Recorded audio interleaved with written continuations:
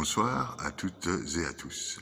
Aujourd'hui, une petite réflexion sur la parabole de cette maison qui est bâtie sur le sable ou sur le roc. On peut la retrouver en Matthieu, mais la version la plus pointue, c'est la version qu'on retrouve dans Luc 6, 47.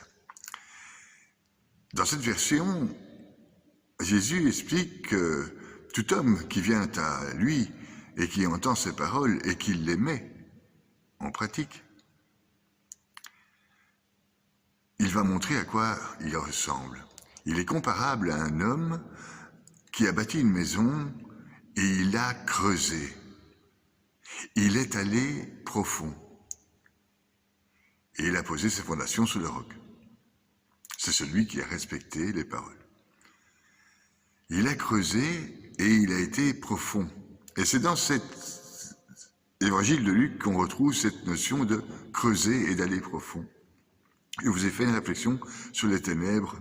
Et en fait, creuser et aller profond, c'est creuser dans ces ténèbres, aller profond dans nous-mêmes. Bâtir sa maison sur le sable, c'est bâtir sa maison sur la superficialité, sur l'égoïsme, sur la tromperie, sur l'adultère, sur le mensonge, sur les passions, sur quelque chose de finalement très fragile. C'est ce qui s'est passé et c'est ce qui se passe actuellement avec l'humanité qui a bâti ses fondations sur la surconsommation. La surconsommation à perte qui va en perte de vitesse du fait que la planète va à volo. Cette société qui a tout dans ses fausses libertés, qui croit que les libertés est justement dans cette surconsommation. Surconsommation des sentiments, surconsommation de ce qu'ils appellent l'amour, surconsommation des sentiments, des enfants même, et des hommes entre eux. Et ça, cette société-ci est bâtie en fait sur le sable parce qu'elle n'a pas été loin dans ses ténèbres, loin dans le fond. Elle n'a pas creusé dans elle-même, ce qui fait que ça donne une société où la majorité des gens avalent les antidépresseurs pour survivre. Ils n'ont plus donc cette assise sur le roc. Alors, Dieu nous a bien parlé de cette parole qu'il faut respecter, ces lois inscrites dans la Torah, inscrites dans l'Ancien Testament, mais aussi ces lois énoncées par notre Seigneur Jésus-Christ. Qu'en est-il donc alors de ces commandements principaux qui mènent en finale à l'amour de Dieu et aussi l'amour de l'autre? Qu'en est-il? Comment creuser dans ces ténèbres? Comment atteindre le roc afin d'avoir une bonne fondation? C'est, je le rappelle, une question de sortir de sa zone de confort. Il nous faudra donc sortir de notre zone de confort et creuser. Pourquoi sortir de notre zone de confort?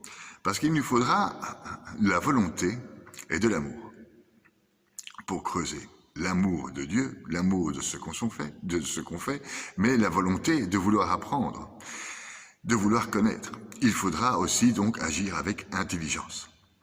L'intelligence, l'attribut féminin qu'on appelle Bina, et qui induit la volonté grâce à la sagesse Okma.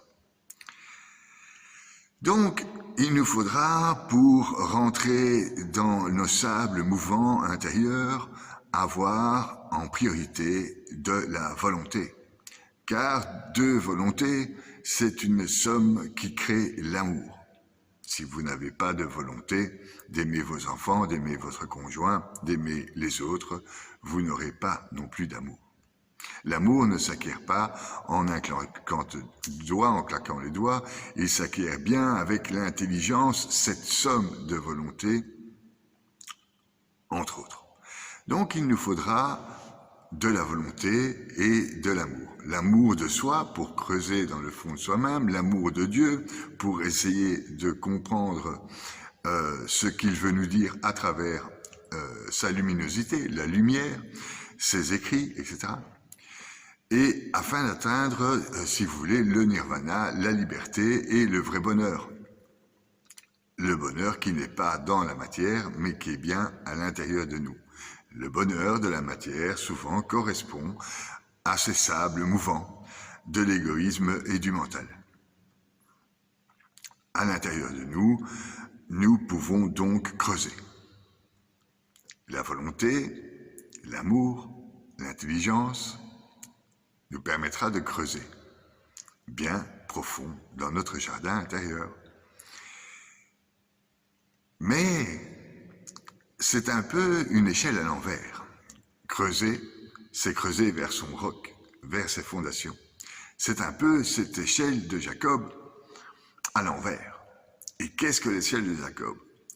Les barreaux de l'échelle sont l'humilité. On va creuser en humilité. C'est-à-dire qu'on ne va pas croire qu'on connaît tout de la Bible, tous les enseignements, etc. Déjà, c'est impossible. Et en plus, c'est interdit parce que c'est très dangereux. Ça peut mener donc à des dérives satanistes et ça peut donner aussi appel à des dérives qui n'ont plus rien à voir avec la religion finalement, parce que c'est notre ego qui dirige tout vers une soi-disant spiritualité. En fait, ce qu'il nous faut faire, c'est être humble par rapport à ce qu'on apprend, par rapport à la volonté et l'amour et l'intelligence qui nous a aidés à apprendre les lois divines. Donc, il nous faut être premièrement humble. Ce sera le barreau de l'échelon, ce sera l'échelon de l'échelle de Jacob. Comment monter alors à cet échelon ou comment descendre pour creuser le roc, jusqu'au roc? Eh bien, il nous faudra du détachement. L'attachement crée la jalousie, crée la tromperie, etc. L'attachement crée la matérialité à outrance, l'attachement crée la surconsommation. Il faut se détacher. Notre amour, par exemple, du couple, dans le couple, la personne ne nous appartient pas. La personne est un être en tant que tel, elle ne nous appartient pas. Et donc, le détachement était super important pour mettre ses fondations, la maison sur ses fondations, et atteindre le roc. Le détachement par rapport aussi à ce qu'on apprend. Pouvoir aussi, de temps en temps, fermer la Bible, fermer les écrits, fermer ses études, fermer les yeux et prier dans ce détachement, dans l'oraison.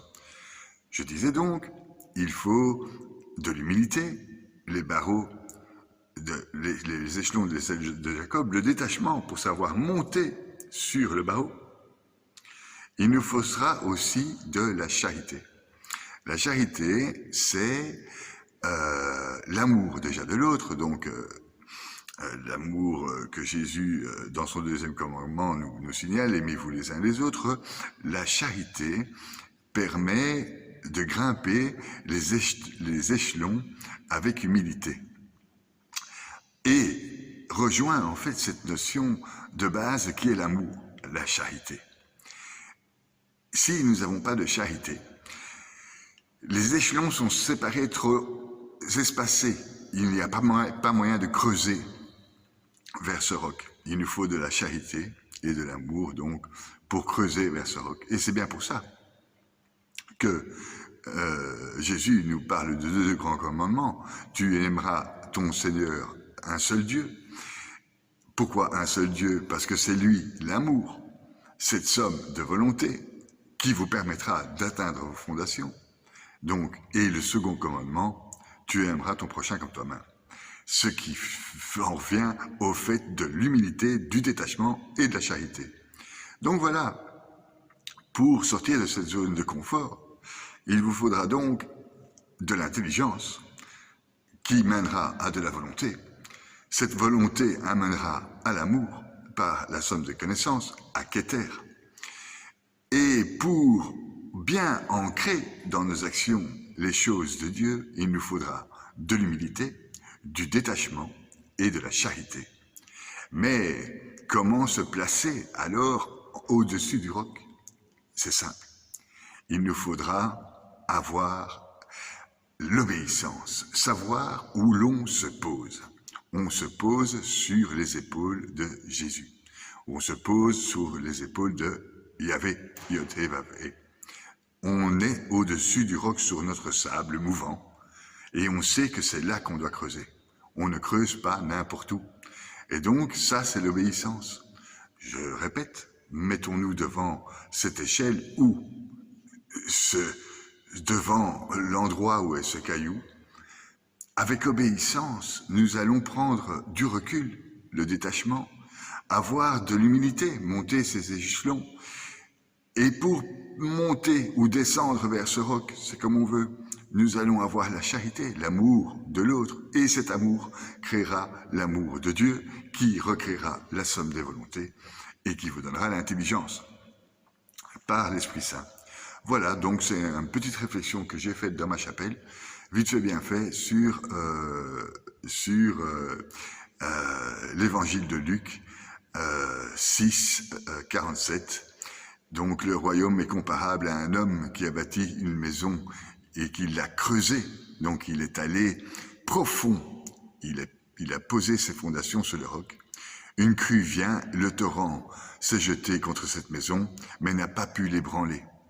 Elle est solide, pas besoin d'antidépresseurs, parce qu'elle était bâtie sur le roc. Mais celui qui entend la parole, qui l'entend, mais qui ne la met pas en pratique par les faits énoncés précédemment, est comparable à un homme qui bâtit sa maison sur le sol, sur le sable, sur le sol, sans fondation. Le torrent s'est jeté contre elle et aussitôt elle s'effondre. Elle n'a pas de fondation. Donc c'est bien dans les actes que nous allons faire que se retrouvent aussi ces fondations.